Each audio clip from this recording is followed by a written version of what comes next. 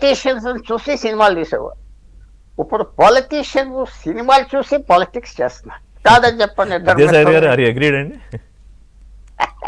ఇప్పుడు పుల్లారావు గారు Madras Loyola college student ఆయన. ఇప్పుడు కాదు, 1970s లో మద్రాస్ కాలేజ్. చాలా మందికి లయోలా స్టూడెంట్ అని తెలియదు. నాకు తెలుసా లయోలా స్టూడెంట్. ఆంధ్ర కంటే కూడా ఆయన ఉండింది మద్రాసులోనే, చదువు చదివింది. ఆయనకు తమిళ్లో fluent, writing, speaking, is a very fluent man Pullarao గారు. ఆడు ఉన్నవాడి గారికి మనం చెప్పాలి, ఎంజీఆర్ చూసేవాడు. These are all what he said, it is all correct. But నేనేమంటానంటే, ఇక్కడ విజయ్ నిన్న జరిగిన దాంట్లో అతి పెద్ద blunder mistake. The Tiruchi airport is a such a big airport. మన విశాఖపట్నం కంటే double of the airport spacious ఉంటుంది. అక్కడ ప్యాక్డ్ అయింది. నేను ఎందుకు అథారిటీస్ తప్పులు పడుతున్నానంటే, అక్కడ నియరెస్ట్ కరూర్కి నియర్ బై ఎయిర్పోర్ట్ తిరుచినే.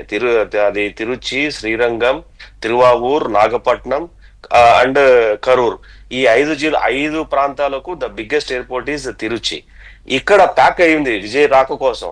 అక్కడి నుంచి 50 కిలోమీటర్స్ ఆయన ర్యాలీకి వెళ్ళారు. శ్రీరంగం నుంచి వచ్చారు, తిరుచి నుంచి వచ్చారు, తిరువావూరు నుంచి వచ్చారు, నాగపట్నం నుంచి వచ్చారు.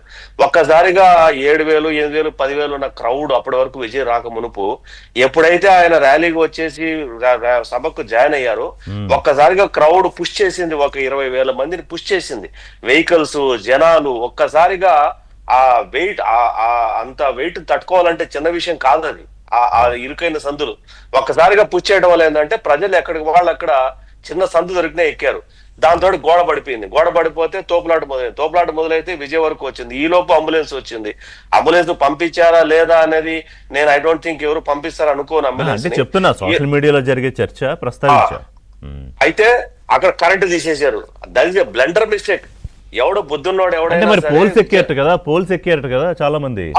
అవును. ఇప్పుడు నేను మాట చెప్తాను ఋషి గారు, మనకు ఎలక్షన్ల మునుపు ప్రైమ్ మినిస్టర్ మోడీ గారు, తర్వాత మన చంద్రబాబు నాయుడు గారు, మా ముఖ్యమంత్రి చంద్రబాబు నాయుడు గారు, పవన్ కళ్యాణ్ గారు ఒక సభ చేశారు ఇక్కడ. ముఖ్యంగా ప్రధానమంత్రి గారు వచ్చినప్పుడు పోల్స్ మీద ఎక్కితే ఆయన స్టాప్ చేసి మీరు దిగండి సభను ఆపండి అని చెప్పేసి స్పీచ్ ఆపి దింపారు. అట్లాగే అదే మధ్యలో కట్టిన ఈ ఫోడియం మీద ఎక్కారు. బట్ ఇది రోడ్డు మీద కరెంట్ పోల్. బట్ మీరు చెప్పింది నాకు అర్థమైంది ఏంటంటే, పోలీసులు వాళ్ళు దింపొచ్చు అనేది. దింపచ్చు అని కాదండి, దింపచ్చు కాదు. వాళ్ళు అనుకుంటే వాళ్ళ ఫోర్స్ విజయ్ దగ్గరికి వెళ్ళి చెప్పి, వాళ్ళ దగ్గర నుంచి అనౌన్స్ చేయించి, రిక్వెస్ట్ చేయించి, పోలీసు ఇతని దగ్గర అనౌన్స్ చేసి పోలీసులు కూడా దింపచ్చు, 5 నిమిషాలు సభను ఆపి ఉండొచ్చు. ఇవేమీ చేయకుండా సింపుల్ గా వాళ్ళు పవర్ కట్ చేసేస్తే, వదిలేస్తే 20-30 మంది ఉన్న చోట, చిన్న బిడ్డలు వాళ్ళు వీళ్ళు ఉన్న చోట, నువ్వు ఇద్దరు ఏ ప్లాన్ అది? పవర్ కట్ చేయడం అనేది 30,000 మంది ఉన్న చోట. నేను ఆ పాయింట్ లో అథారిటీస్ తప్పులు పడుతున్నాను నేను. అక్కడ నువ్వు విజయ్కి చెప్పలేదు, అంబులెన్స్ వచ్చింది. ఒక్కసారిగా నేను చెప్పిన ప్రాంతం నుంచి అక్కడి నుంచి ఒకసారిగా 10-20 మంది జాయిన్ అయ్యారు. ఉన్న క్రౌడ్ జాయిన్ అయిపోయారు. ప్రెషర్ పెరిగిపోయింది ఆ ఏరియా మీద. నువ్వు అంత ప్రెషర్ ఉన్నప్పుడు పవర్ కట్ చేయటం అన్నది ఎందుకు? దాన్ని నిన్న ఇంకో విషయం ఋషి గారు, నిన్న తమిళనాడు డీజీపీ చెప్తున్నాడు వెరీ సింపుల్ గా, పోల మీదకి ఎక్కారు, చెట్ల మీదకి ఎక్కారు, ముందు సేఫ్టీ ప్రకారం మేము పవర్ కట్ చేసామని. మరి తిరుచిలో నువ్వు సెక్యూరిటీ ఇవ్వలేదా? లేకపోతే తిరువావూరులో నీకు రోడ్లో ఎంతమంది వస్తే తెలీదా? శ్రీరంగంలో ఎంతమంది వస్తున్నారో తెలీదా? లేకపోతే నాగపట్నం నుంచి ఎంతమంది వస్తున్నారో తెలీదా? గార్డులుగా వస్తున్నావు నువ్వేమైనా? పోనీ వచ్చారు, నువ్వు విజయ్కి చెప్పి మీరు దిగండి, సేఫ్టీ కాదని చెప్పేసి అనౌన్స్ చేయించే బాధ్యత మీ మీద లేదు. సింపుల్ గా ఆయన డీజీపీ ఏం చెప్తున్నాడు, నేను పవర్ కట్ చేశా. అంటే ఇక్కడ విజయ్ది ఆర్గనైజేషన్ ఎంత ఫెయిల్యూర్ ఉందో, అదే ఈక్వల్లీ అందరూ ఈ పాపంలో అందరి పాత్ర ఉందనేది మీ పాయింట్.